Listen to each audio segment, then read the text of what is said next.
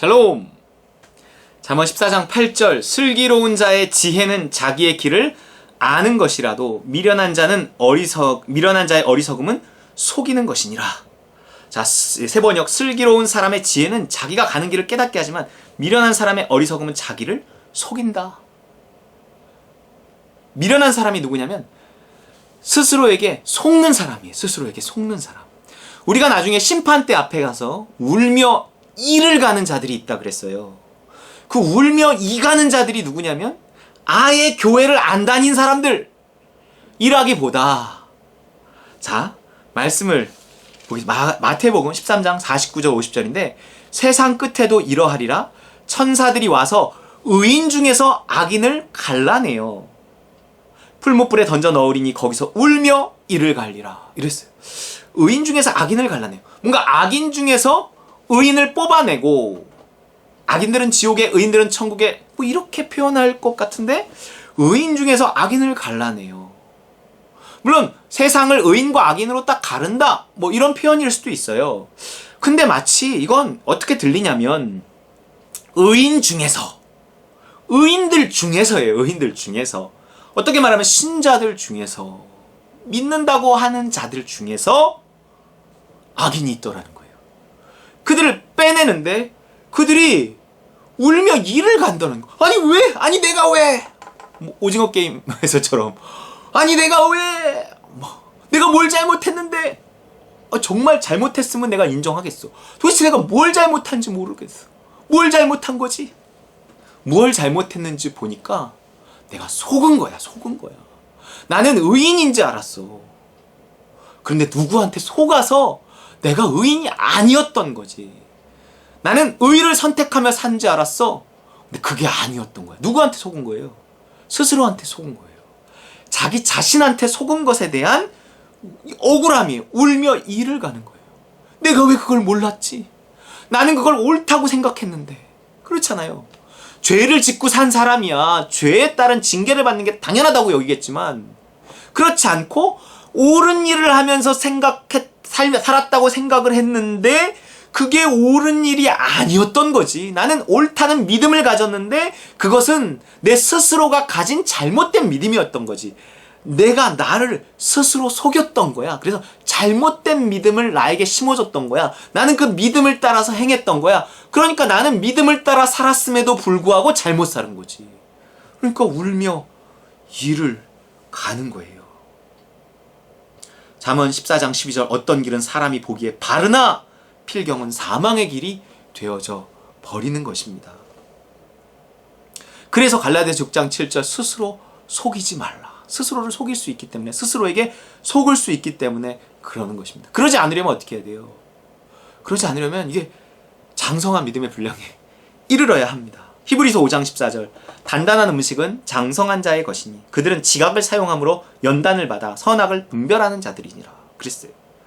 성경에 믿음이 성숙한 사람의 어떤 정의가 나오는데 그 사람은 사랑이 많은 사람이다, 뭐 이렇게 애매한 표현을 쓰지 않았어요? 선악을 분별하는 자다, 이렇게. 이것도 애매하긴 하지만 선악을 분별하는 자다 그랬어요. 그런데 이 선악을 분별하기까지 지각을 사용하는 그 과정이 있어요. 결국 우리는 우리의 분별력을 사용한다는 거예요. 우리 영적인 분별력을 사용해서 하나님의 뜻을 알게 된다는 것인데, 이것은 어떤 말씀과 기도가 합해진 어떤 것이거든요. 내가 오랜 시간 동안 내가 하나님의 뜻을 물어온 그 과정 속에서 말씀과 기도 가운데 배우고 확신한 바에 거하려고 애를 쓰면서 또 스스로에게 속아도 보고 남에게 속아도 보고 또 제대로 된 선택을 통해서 어떤 영생을 맛보기도 하고 하나님의 칭찬을 듣기도 하고 이러면서 이게 하나님의 뜻이구나, 이게 하나님의 뜻이 아니구나. 이게 우리 아이들이 자라는 과정이잖아요. 뭐가 옳고 뭐가 그른지를 점점 배워가는 거. 인생이라는 것을 통해서, 부모님을 통해서, 여러 사건들을 통해서 후회하기도 하고 탄식하기도 하고 그러면서 어떤 자부심을 느끼기도 하고 뭐 이런 과정이 있잖아요. 우리 믿음의 과정이라는 것이 하나님의 뜻을 물어가면서 끊임없이 선택해 가는 거예요. 그래서 내가 하나님의 뜻을 묻지 않았을 때, 기도하지 않았을 때 나에게 생긴 어떤 일들, 또한 내가 했는데도 하나님의 뜻을 묻는다고 물었는데도 또 잘못 선택하는 과정, 그리고 또 그런 과정 속에서 어떤 선택은 정말 이게 하나님의 뜻, 이렇게 하는 게 하나님의 뜻인가, 이 믿음이라는 게 이런 걸 말하는가 보다, 뭐 이렇게 또 느껴지는 그런 선택, 막 이런 것들이 자꾸 이렇게 이런저런 성공과 실패 이런 것들을 통해서 우리가 결국은 점점 자라나는데 어디를 향해 자라는 분별력을 갖추는 하나님의 뜻을 점점 더 많이 알게 되고 분별하게 되고 순종하게 되는 어떤 그런 거. 근데 그것이 객관적인 어떤 옳음, 리스트로 만들 수 있는 그런 옳음이 아니잖아요. 내 눈높이에 맞는 하나님의 음성을 듣는 훈련을 하는 거예요. 내가 뭐 이렇게 살아보니 이게 하나님의 뜻이었더라. 그건 그때 하나님의 뜻이었던 거예요. 나이가 들면 어떤 시간이 지나고 성숙하면 거기에 따른 하나님의 뜻이 또 달라져요. 그렇기 때문에 내가 누구에게 하나님의 뜻은 이런 거더라 라고 말해주기가 애매해요. 그 사람은 그 사람의 수준과 그 사람이 처한 상황이 있기 때문에 그 눈높이에 맞춘 하나님의 뜻은 그 스스로가 물어야 되거든요. 그렇지 않고 내 수준에서 그 사람을 향한 하나님의 뜻을 찾기란 쉽지 않습니다. 물론 정말 사랑한다면 어떤 그 사람에게 어떤 조언해 줄 수는 있겠지만 스스로 하나님의 뜻을 찾아가야 되는 거예요. 자, 그러면 내가 선악을 정말 분별하는 장성한 자가 되었는가를 또 알아보는 하나의 지표는 뭐냐면 여기 단단한 음식을 먹을 수 있느냐 이런 거예요. 단단한 음식이 뭐예요? 성경 속의 어떤 말씀이 단단한 껍질에 쌓인 것과 같은 깨닫기 어려운 말씀들이 있거든요. 그것들을 깨달아 가느냐 뭐 이런 거예요. 근데 이 깨달음이라는 건 우스운 게 뭐냐면 아주 성숙한 사람이 깨달은 바를 다 적어놨어. 아니 그럼 그거를 우리가 읽으면 다 깨달을 수 있는 거 아니에요? 믿음이 성숙하지 않아도? 그렇지 않습니다. 그렇지 않아요. 이건 이 단단한 음식을 먹는다는 거는 스스로 발견해낸다는 건데, 그러면 인구가 많아지고 역사가 오래되면서 성숙한 사람이 많아서 그거를 다 깨달아갖고 다 적어놓으면 그럼 나는 새로운 깨달음이 없는 거네요? 그리고 나는 그냥 그런 것들을 다 읽음을 통해서 깨달음을 얻을 수 있는 거네요? 그러면 아니에요. 이 깨달음이라는 건 그런 거하고 좀 다릅니다. 이 단단한 음식은 어떤 이렇게 나만의 내 상황 속에서 어떤 하나님의 말씀과 이렇게 만나는 거예요. 스파크가 일어나면 깨달음이 탁, 아 그렇구나. 뭐 이런 깨달음을 100만 명이 과거에 얻었던 내가 전에 책에서 봤건 아무 상관없어요. 내 깨달음이 되는 순간이 왔어. 내 깨달음이.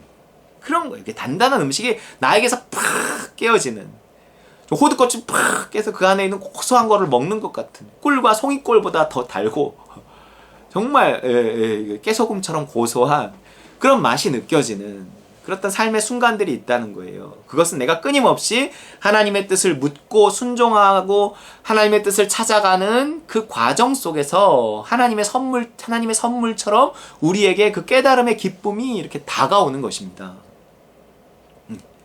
어떤 그러한 깨달음, 설교를 들을 때건 성경을 읽을 때건 어쨌든 나에게 이렇게 딱 다가오는 그 깨달음과 기쁨이 있다는 것은 내가 지금 어쨌든 하나님의 뜻대로 살려고 애쓰고 있다 라는 것을 하나님이 나에게 보여주신 하나의 사인 같은 거예요. 사인. 우리 여러 가지로 하나님의 사인과 네가 잘하고 있구나. 이놈 잘하고 있네. 그거를 쓰다듬어 줄 수도 있고, 볼을 만져줄 수도 있고, 뽀뽀를 해줄 수도 있고, 돈을 쥐어줄 수도 있고, 업고 다닐 수도 있고, 다양하죠. 표현은 다양하지만 그 중에 하나는 뭐냐면 이런 깨달음의 기쁨을 주시는 것입니다. 말씀이 꿀과 송이꿀보다 더 달게 느껴져요. 물론 은사적인 차원도 있지만 이렇게 내 믿음이 자라나가, 장성한 분량에 이렇게 자라나가는 과정. 그런데 정말 장성한 분량에 이르는 사람은요, 이런 단단한 음식이 정말 이런 깨달음들이 그 삶 속에서 늘 이렇게 있다는 거예요. 꼭 성경을 볼 때만이 아니라 일상 속에서 드라마를 봐도, 영화를 봐도, 오징어 게임을 봐도 내가 일상 속에서 일어나는 평범한 사건들 속에서 하나님의 음성이 이렇게 계속 들려와고 거기서 깨달음 뭘 얻게 되고 이런 거죠. 그게 이제 장성한 사람에게 주신 하나님의 선물이거든요. 그런 것입니다. 그렇기 때문에 우리는요, 스스로에게 속을 수 있기 때문에 내가 가진 확신이라는 것도 항상 조심해야 되고, 항상 하나님의 뜻을 새롭게 묻고, 실패할 수 있는 가능성, 내가 완전히 장성한 성숙함에 이르기 전에는 언제라도 실패할 수 있다는 가능성을 염두에 두고, 그리고 끊임없이 도전해 보는 거예요. 그러면서 우리는 지각을 사용함으로 연단, 그 훈련의 과정을 거치는 거예요. 넘어지기도 하고 까지기도 하고, 어떨 때는 그 정상에 오른 고지에 오른 것 같기도 하고 이러면서 배워가는 거예요. 그러면서 선악을 분별해 가는 것입니다. 도전해야 돼요. 도전하지 않으면 just do it! 도전하자. 해보지 않으면 몰라요. 하나님의 뜻이었는지 아니었는지. 그게 그때 그게 하나님 뜻이 아니야. 정말 이게 안 돼요. 해봐야 됩니다. 해보세요. 해보고 나면 그 다음엔 조금 더 분명히 하나님 뜻이었구나. 하나님 뜻이 아니었구나. 이게 분명해지는 것입니다. 그러나 우리가 어쨌든 뭔가 물어가며 스스로에게 속든지 말든지 이렇게 해보다 보면 그게 나한테 속은 거였구나 아니었구나. 하나님이요 뭐 그런 내가 방향을 그렇게 정하고 애를 쓰고 있는데 내가 뭘 잘못했다고 막 귀싸대게 때리고 그러지 않으세요. 네. 그러나 그런 거 없이 움츠려들고만 있으면 아무 선택도 안 하면 아무 일도 안 일어나는 게 아니라 퇴보합니다. 퇴보. 그래서요 우리는 또 이 코로나 기간 동안에 끊임없이 무언가를 선택하며 하나님의 뜻을 묻고 또 하나님을 기쁘시게 하는 교회로가 되기 위해서 발버둥치고 있는 것입니다. 우리 따름과 누림 교회 성도들은 정말 그러한 선악을 분별하는 그 성숙함에 이 모든 과정을 이 연단을 잘 받아서 이룰 수 있기를 주님의 이름으로 축원드립니다.